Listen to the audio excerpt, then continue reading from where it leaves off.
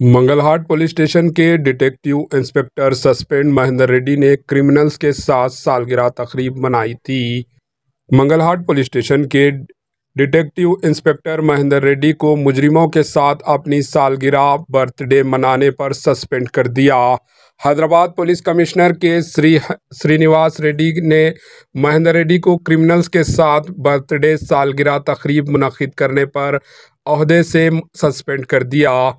Detective inspector की criminals के साथ अपनी सालगिरह मनाने की वीडियो सोशल मीडिया प्लेटफॉर्म्स पर वायरल हुई, जिसके बाद इन्हें सस्पेंड कर दिया गया। पहले तो सोशल मीडिया वीडियो क्लिप और तकरीब की तहकीकात की गई और डिटेक्टिव इंस्पेक्टर की गलती पाए जाने के बाद महेंद्र रेड्डी को सस्पेंड कर दिया गया।